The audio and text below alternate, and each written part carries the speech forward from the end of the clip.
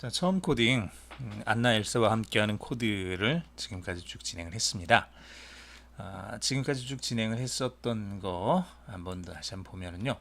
우리가 지난 시간에 이제 마지막 20번째 퀴즈까지 풀었죠. 사실 19번째까지가 퀴즈고 20번째는 자기가 원하는 대로 마음껏 그림을 그리는 그런 공간이었습니다.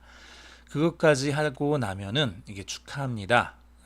원 아워 오브 코드, 아워 오브 코드를 완료하셨습니다. 라는 그런 그 메시지가 나오고요. 인증서를 하나를 출력을 해서 받을 수가 있습니다. 집에서 자기 걸 한번 출력을 해도 괜찮고요. 혹은 학생들을 만약에 가르치고 있다 그러면은 여기다 학생들 이름을 넣어주시면 되는데 이 사이트가 이 한글은 그 지원을 해주질 않습니다. 그래서 영어로 여러분들이 여기다 이름을 이렇게 집어 넣어 주셔야 돼요. 그래서 영어로 이름을 넣어서 제출하기를 누르면은 이 자리에 방금 넣었던 그 이름이 이렇게 쭉 들어가게 되고요. 얘를 페이스북에 공유를 할 수도 있고 혹은 이제 뭐 프린트를 할 수도 있습니다. 보면은 화면에 이렇게 크게 나오죠. 굉장히 좀 큼지막하게 나옵니다. 얘를 화면에 크게 나오게 해서 여러분들이 원하는 대로 뭐 저장을 해도 되고요. 이미지를 저장을 하고 혹은 출력을 해서 학생들한테 주면은 굉장히 좋아할 것 같아요. 자,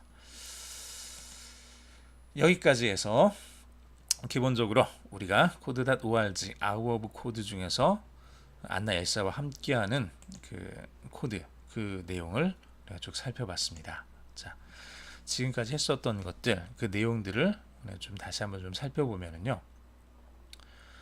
아워 오브 코드라는 게 그냥 1시간, 작심 1시간짜리 그 코딩 교육을 할 수 있는 그런 내용이다 라고 했었고, 내용도 굉장히 좀 쉽고 재미있어서 그렇게 어렵진 않습니다.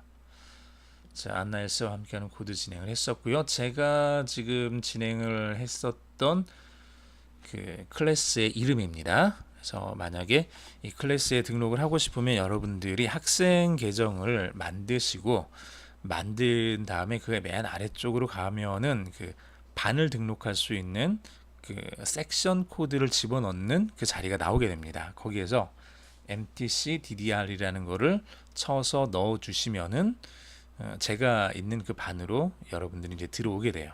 그래서 제가 이제 볼 수 있게 되는데, 여러분들 그렇게 하시라는 건 아니고요. 이런 식으로 되는 거니까 다른 학생들을 만약에 가르치거나 뭐 여러 명이서 같이 진행을 한다 그러면 얼마든지 이걸 응용을 해서 나중에 잘 사용을 하실 수가 있을 겁니다. 자, 수학이 굉장히 중요하다는 것은 오늘 말씀을 드렸죠. 그 원에 있어서 내각, 원에 있어서 요 내각은 기본적으로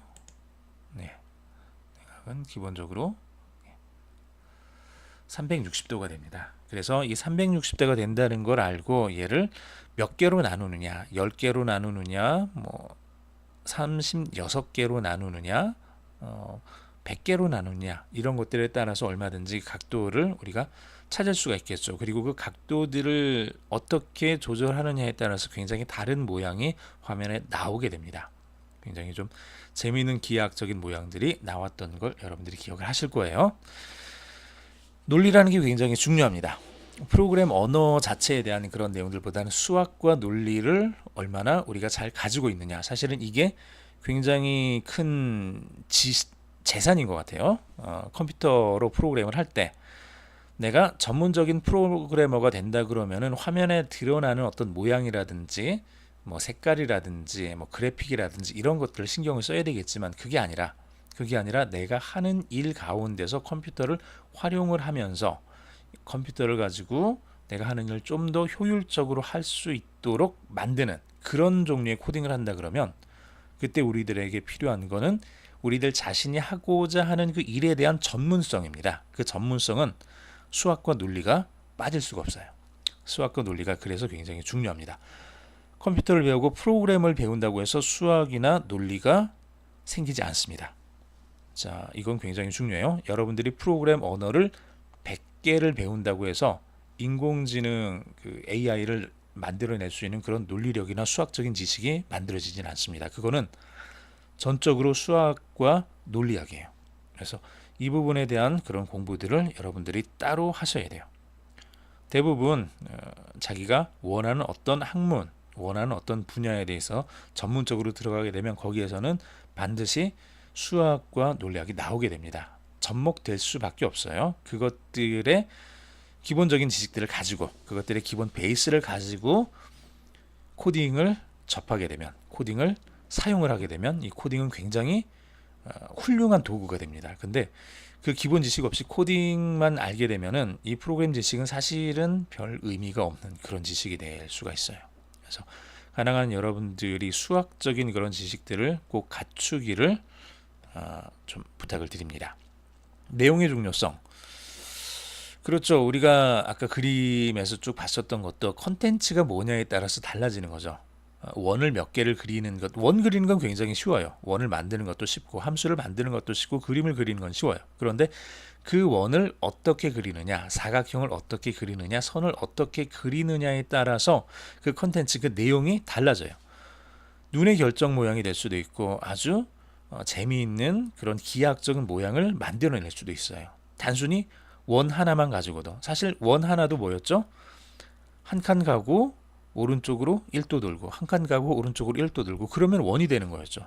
그렇게 만들어진 원 하나, 그 원을 여러 개를 크기에 따라서, 색깔에 따라서, 위치에 따라서 다양하게 놓는 그 모양에 따라서 이 도난 모양이 될 수도 있고 다양한 재미있는 그런 기하학적 모양을 가질 수도 있습니다. 그래서 이런 부분들을 여러분들이 꼭 잘 기억을 하시면서 앞으로 코딩을 우리가 공부해 나갈 때 저도 이런 부분들을 좀 계속 강조를 해 나가려고 해요. 영어에 대한 부분도 그렇고 수학에 대한 부분도 그렇고 물리학이나 어떤 화학에 대한 그런 부분들도 가능한 한 제가 좀 짚어가면서 같이 좀 공부를 하려고 합니다.